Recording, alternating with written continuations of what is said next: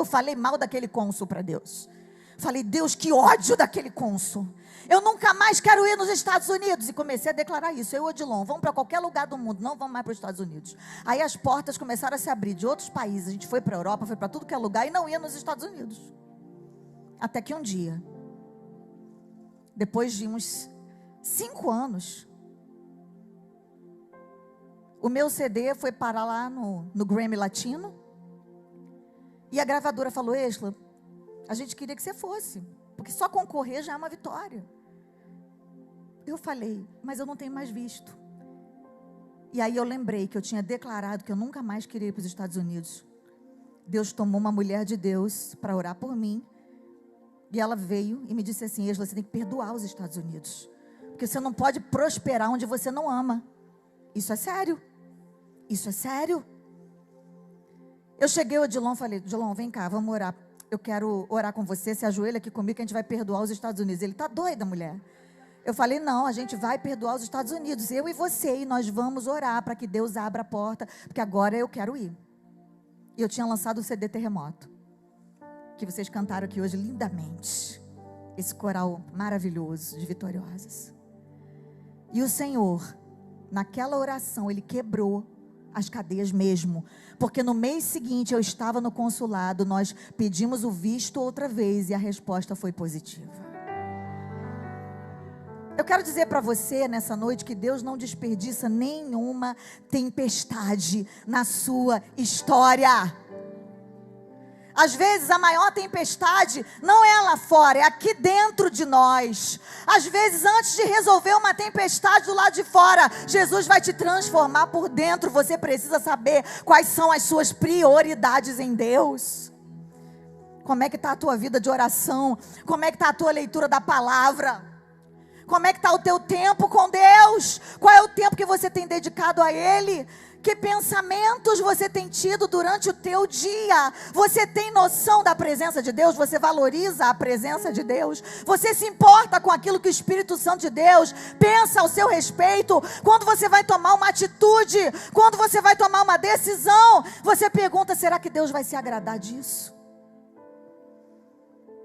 Não precisa saber fazer oração elaborada para ter uma vida de comunhão e de intimidade com Deus. Por que eu estou dizendo isso? Porque eu sei que tem pessoas aqui que acabaram de chegar nessa igreja, são novinhos na fé, chegaram agora, são bebês espirituais. Essa semana eu estava, 2 semanas atrás, colocando os meus cílios com a minha. Esses cílios não são meus, tá? São meus que eu paguei, mas assim, eu estava lá botando extensão de cílios com a minha ovelha, que eu ganhei para Jesus, que eu levei para a igreja, que se batizou com o seu marido, e ela falou, pastora, eu queria tanto saber orar bonito, queria tanto saber pregar, eu queria entender tudo que o pregador fala, mas eu não consigo entender. Eu falei, mas o importante é você estar lá, esteja na casa de Deus. Eu não sei fazer uma oração elaborada, não tem problema, orar é falar com Deus. Abra sua boca e diga tudo o que você pensa. Você tem toda a liberdade para falar com o teu Senhor. Foi Jesus quem nos ensinou a orar chamando Deus de Pai. Olha que coisa linda, gente. Jesus não está lá ensinando ninguém a pregar, curar enfermo. Vamos aqui, vou dar uma aula para vocês de levantar paralítico. Hoje a aula vai ser de curar o cego. Jesus nunca parou para ensinar os discípulos a fazerem milagres, mas Ele disse assim, vou ensinar vocês a orarem. Os discípulos pediram, Senhor, ensina-nos a orar, e Ele já começou dizendo, Pai, Pai. Então se você pode chamar Deus de Pai, você pode chegar diante dEle com liberdade. Quem é aqui que tem liberdade para chamar Deus de Pai? E agradecer a Ele por essa maravilha que é estar nessa presença santa, na sua casa, nesse lugar de oração. Quantos e quantos lugares, quantos e quantos países, as pessoas não podem ter uma Bíblia. Em nome de Jesus, nós profetizamos que o Brasil não vai chegar nesse nível. O Brasil vai sim continuar sendo um celeiro de avivamento, em nome de Jesus.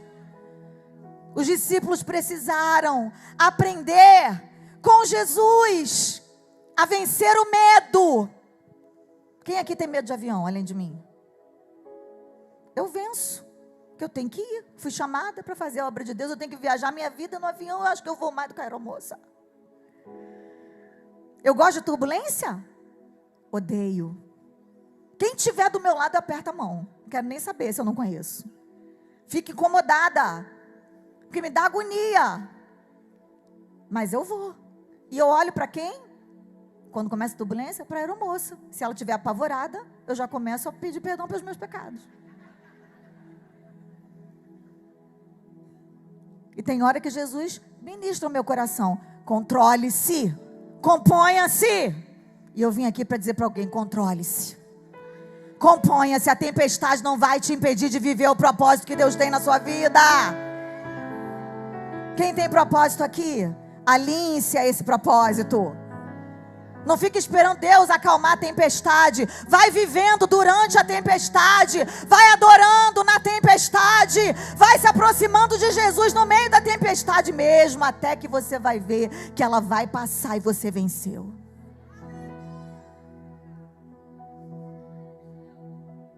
O texto termina dizendo assim: quem é esse que até o vento e o mar lhe obedecem? Quem é esse que até o vento e o mar lhe obedecem? Quem é esse que ordena aí milagres? Os discípulos pensavam que conheciam Jesus, mas foi ali que eles se depararam com o Deus que tem poder e domínio sobre os fenômenos da natureza. A tempestade nos faz conhecer Deus no nível diferenciado. Vocês querem saber de uma coisa? Quando eu escrevi a canção Posso Clamar, eu achei que estava vivendo uma tempestade. Vocês podem parar para pensar em tudo que aconteceu na minha vida depois que essa canção já tem mais de 20 anos que foi escrita. Tem gente aqui que não é nem nascido. E você cresceu me ouvindo? Eu não tinha noção do que era uma tempestade. Quando eu escrevi Nada Pode Calar um Adorador, que eu perdi a minha voz, eu não tinha noção do que era uma tempestade. Eu não tinha noção do que era nada pode calar um adorador. E aí, passando aqui por aquele caminho ali da Sulacap, no carro do Lopes, que está ali com a família, com a esposa, Márcia. O Lopes, que veio me trazendo no cortejo fúnebre do meu filho, que foi enterrado aqui no Sulacap há 10 anos atrás. Aí eu lembrei, eu venci tempestades reais na minha vida. Eu sobrevivi a uma tempestade real que poderia ter acabado com tudo que eu sou, com toda a minha essência, poderia ter me destruído. Essa tempestade tinha potencial para me fazer parar, mas ao contrário de todas as expectativas do inferno, eu estou aqui hoje para dizer que eu venci.